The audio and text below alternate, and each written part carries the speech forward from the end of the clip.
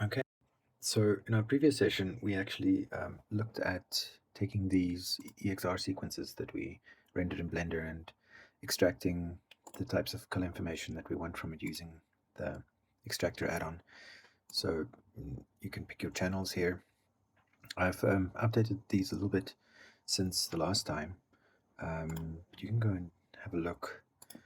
I think I've actually closed that, but so what I did was just to show you a couple of typical sort of compositing um, techniques, for integrating all sorts of particles or just making sure that your focus pools and things like that work properly.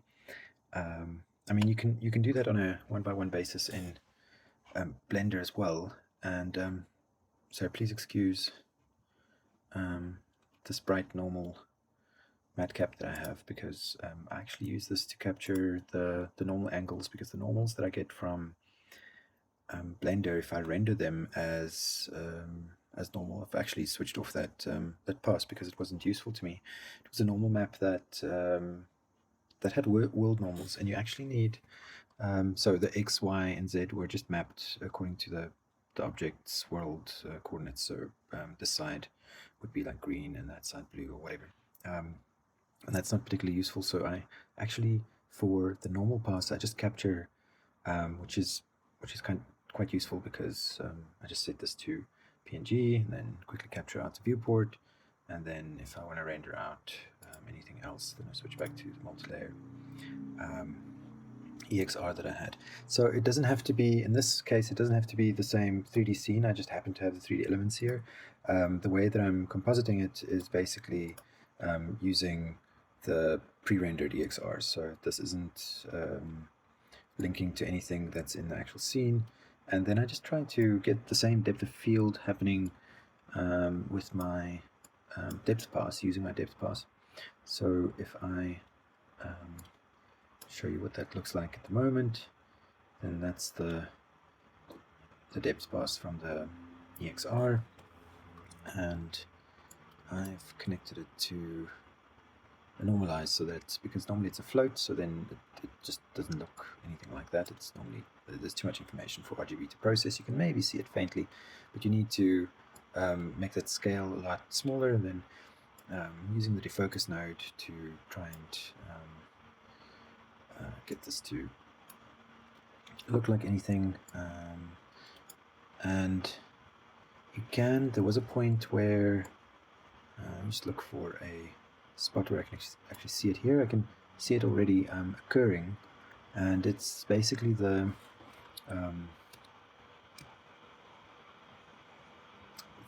not the alpha channel, because I did actually put an object in the background to clamp this, to already clamp the depth. Otherwise you get an almost infinite float, and there's absolutely going to be an issue with the edges if you have a value that's too far away. So even in After Effects, I sort of clamped, or you'll see what I did there. And then you can, I guess, if you up the maximum blur, you'll start seeing, I don't know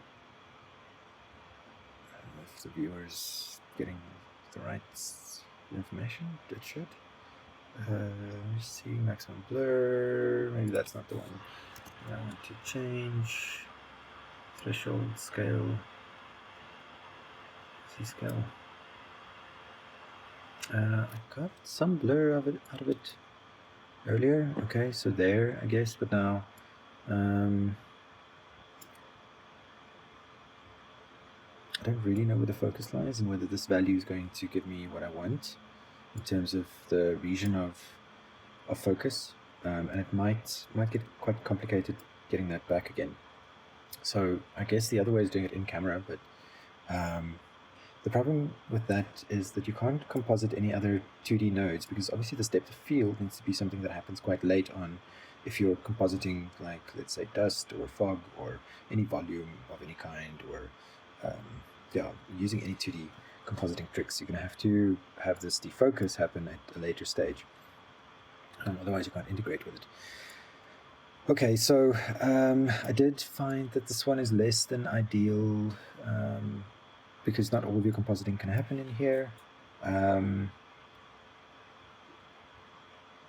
So I think Blender might be good for checking whether these, or what to do with these layers and whether these layers are working.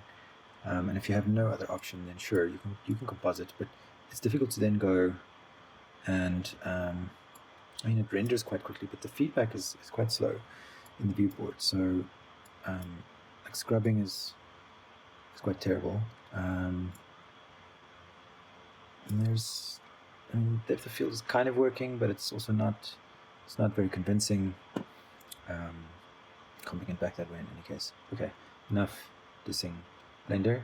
I tried doing the same thing in DaVinci, and I feel like DaVinci's like a way more robust program than After Effects and Blender, in terms of compositing at least. So you can do some really advanced stuff in here. You could import the 3D scene probably in its entirety.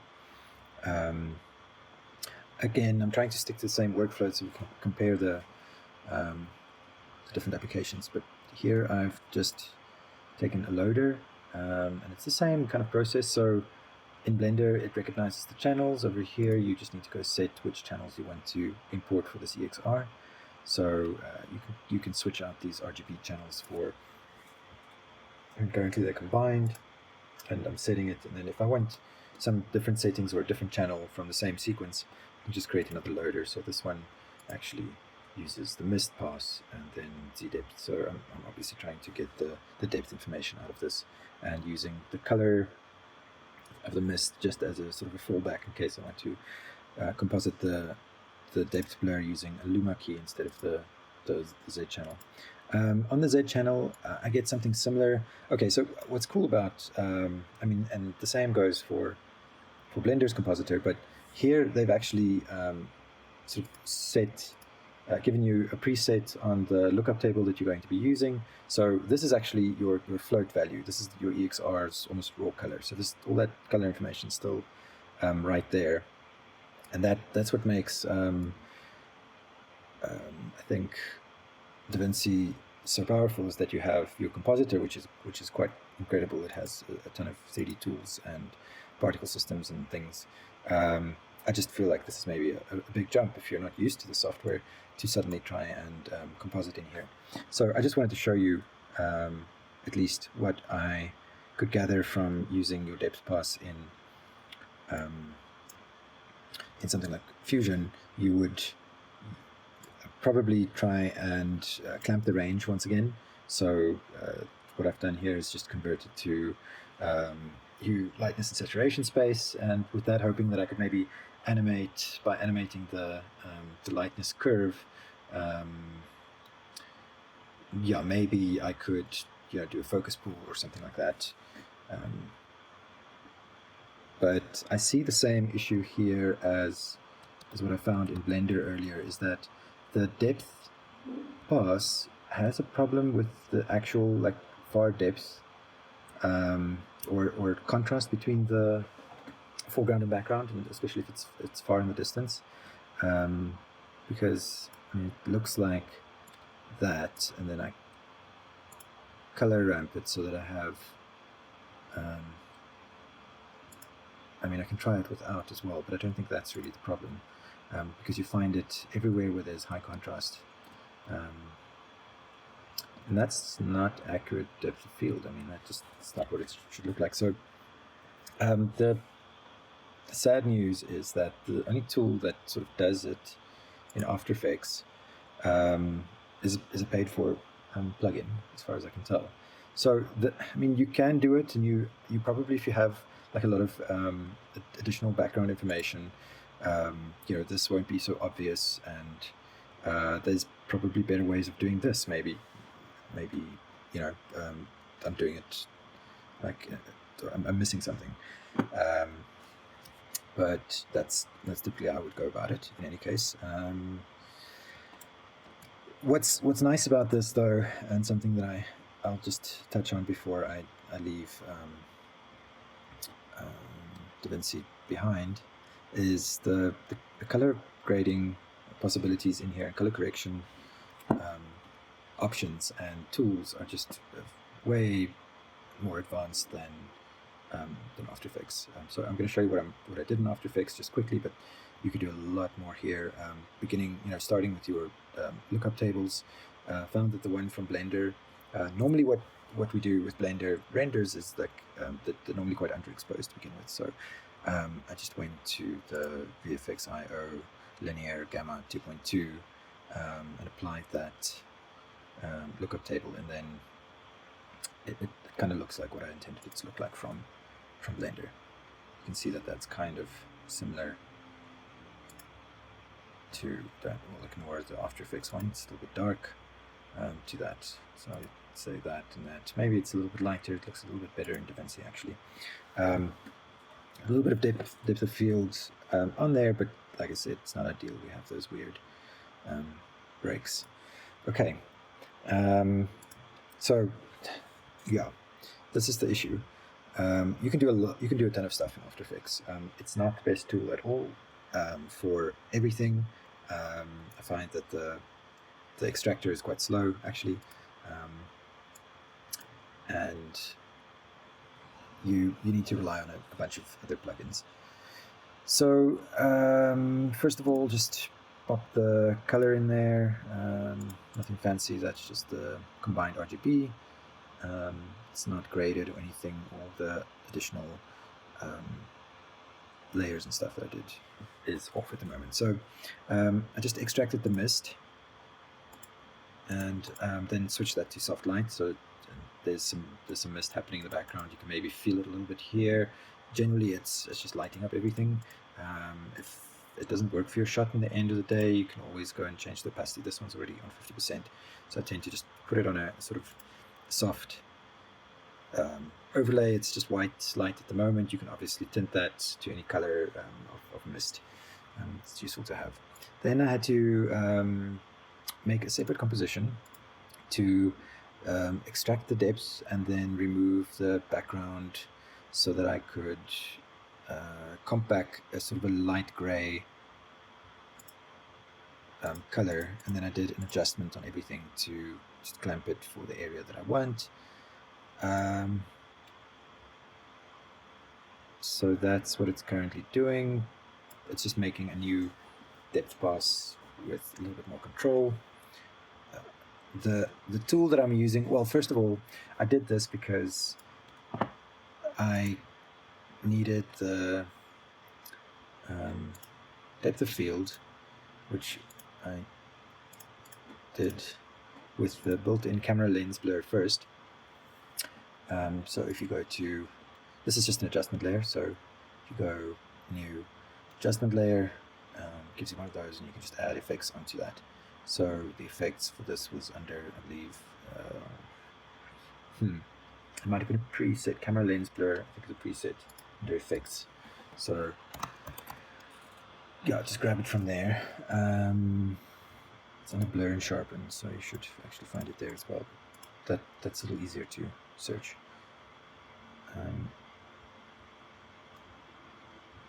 There it is. Okay, camera lens blur, and that looks like this. Then it's doing a little bit of blurring in the foreground.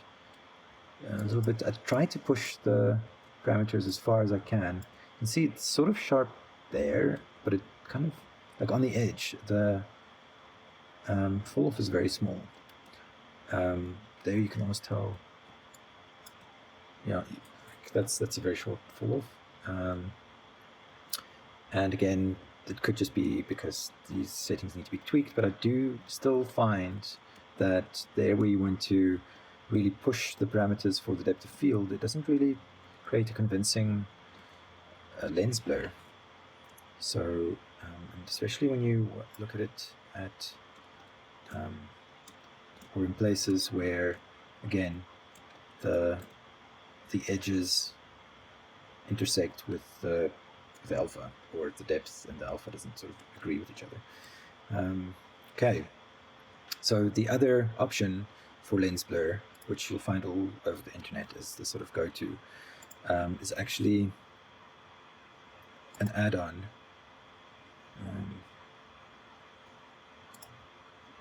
Just grab that here. Called Frischluft, right? It's part of a lens care package that they sell, and you can get it for Windows or Mac. It explains how it works basically, and there's a comparison chart. So basically, if you look at the After Effects depth of field that we just applied, you'll see some of the similar issues that we had, where some sharp edges and the blur fall off is quite short, or whatever. At least it wasn't mine. So this is quite expensive.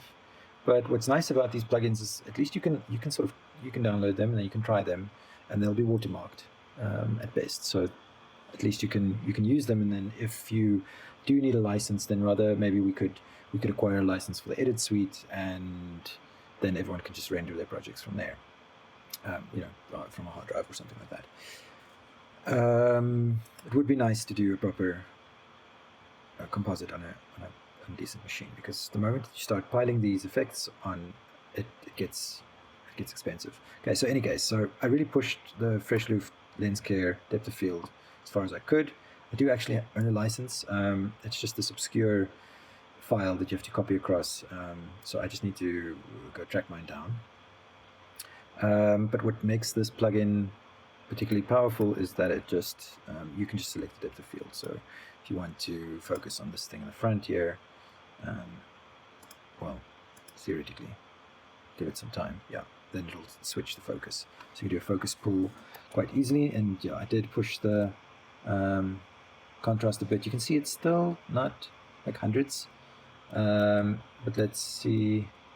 If you just tone it down slightly and you don't want to blur the living daylights out of it, then you can put the radius on something like 50 instead, and now we have pretty decent depth of field happening in the scene, and that looks a lot better.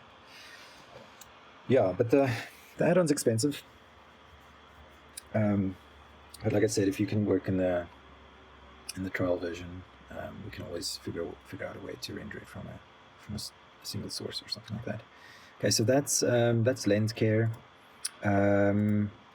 Motion blur in something like DaVinci Resolve would entail most likely adding either 3D cameras to your space, or importing your vector motion blur images. And I tried that, I think, with one of these. I tried to import some of the normals at some point. No, it wasn't that one. But either way, I didn't go too far with that. Motion blur is obviously a big contributor to realism, and just making the camera feel real, actually, because it has to do with exposure and aperture, and movement, and shutter speed, and that sort of stuff. So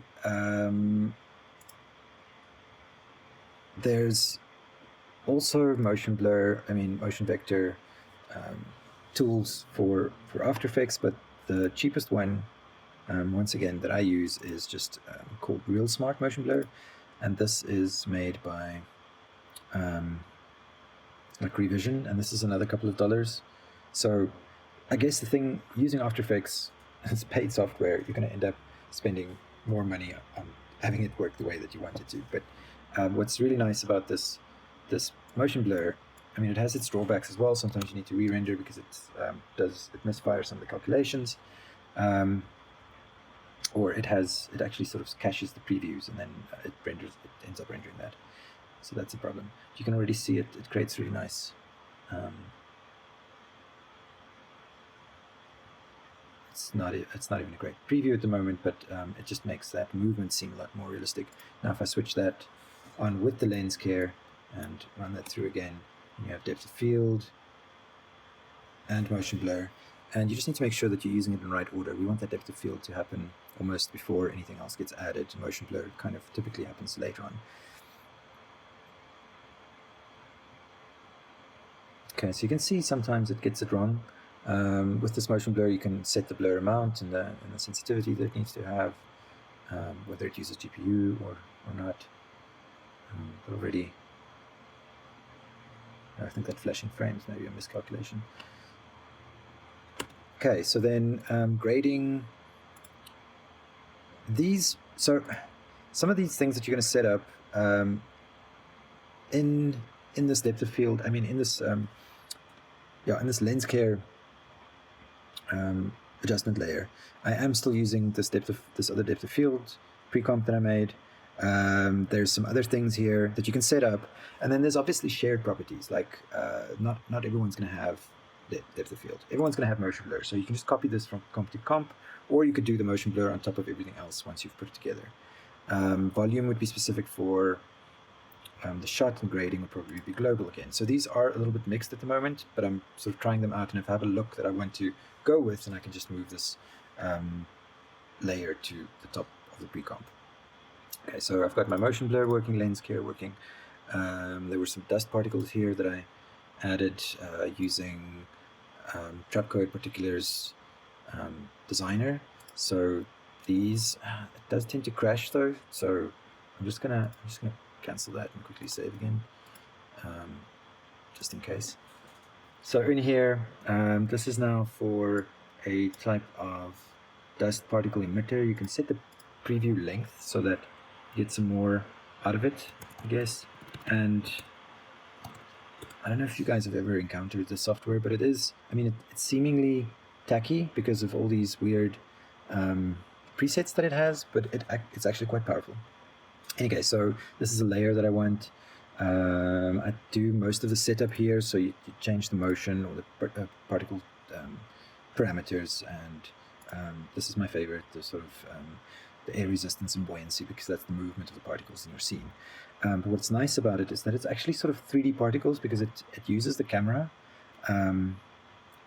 to apply. So even though this is now, okay, this is maybe not a good example. If I switch this off and that one on, this one's a little bit more crazy. Then you can actually see that the particles and the depth of field, and well, sort of the depth of field, I think that might actually even be the motion blur coming through there. But they're 3D because I also just happen to export the After Effects, what do they call it? Script. Okay, so in After Effects, if you run that script that you export from Blender, you should get your camera data. So that's where this is coming from. It was just a simple turnaround, but you can import all your camera data in any case, no matter what it is, or what, I mean, obviously one camera at a time, but you could all stack them into one. You might just need to specify which particle emitter is using which camera. So yeah, so then you can have 3D particles or in space. You need to be clever about the composition of the particle. Sometimes it needs to be in front of and behind other things. So this one, you can actually go and set visibility and then obscuration layers and things like that. So there's always a way of masking them out. And for that, I actually just created like a 3D disc. Actually, it's just a mask, it's just a round mask, but I made it 3D so that it can actually mask the particles in 3D. It's a bit of a workaround. I could also just import the 3D model, but that was like a quick fix. So the magic, but it's a bit much and tacky. So the dust particles kind of work, and they also use the same mask layer, and they're very subtle at this point. But I'm going to keep them on, and then depth of field, I've already used the normals. So what I did with the normal, that PNG sequence that I imported, is I've actually, I did show you guys normality previously, but in this case I actually just took the rim light and switched that on, just, in case, you can replace reflections and all sorts of things, and in conjunction with the Cryptomat, this is an insanely powerful tool because you can put things back that you sort of left out. So if I switch that back on, you'll see what it actually is it's adding a rim light now to all the objects. So that's kind of fun to do in post. Then I did add an emitter pass. So in Blender, I just switched on emission, and then I get a mask for this layer, and then I can put a sort of like a glow or something like that on that layer. just to enhance that emissions, kind of like a bloom.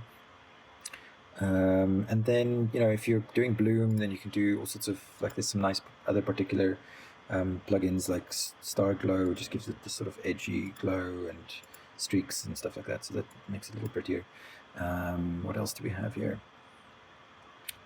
Then grading should happen pretty late on. I do have the ambient occlusion, but I feel like I should have left out ambient occlusion for the glowing element, because when I switch that on, I get this dull dot underneath the glowing element. So it is necessary for that to really ground that, I feel.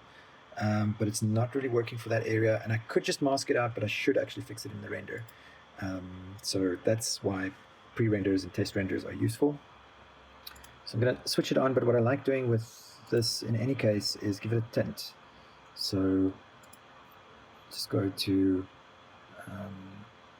any color tint, and then whatever sort of main light source or something in the scene is. So, like, I would say this is still predominantly blue. I did put a blue background, not that it's really lighting it, but if this was sort of daylight, it doesn't really feel like a studio, I would just map that to a bluer ambient occlusion, and because it's a multiply, I would still probably do like at 50% or something, just because it's just too much. So it's helping. Maybe because I made blue, I can make it a little bit more, but it's really not helping here. So I want it back, but it's not right. So I'm going to switch it off. And I think that was also my idea with the grading, was just making the shadows bluer and making the highlights warmer. So I did just tweak the exposure, so it gets a bit brighter. Maybe that's a bit too much, but I wanted that color back. So one and two, just gives it a little bit more pop.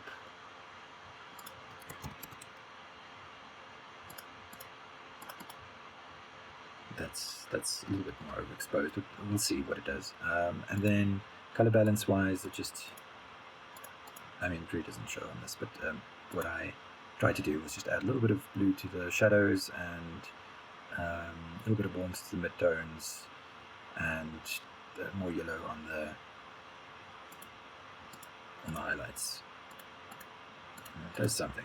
You can feel that that's a little bit warmer. So, in any case, there's a little bit more variety in the color ranges. By no means a proper color grade, and also this is not really something that deserves much of a grade. Okay, so I can see the motion blur is still freaking out a little bit. What else did I have? What's volume? I think that's sort of it for now. I am looking into more specialized effects, so I was making a little smoke trail that I wanted to attach to a 3D object. I'll show you what that does. I obviously need to get rid of these watermarks as well. But what's useful about this initial comp as well is that I could fairly easily replace the main file that or sequence that I'm using with other sequences, and still sort of have a consistent effect. So yeah, color grading should happen rather later on.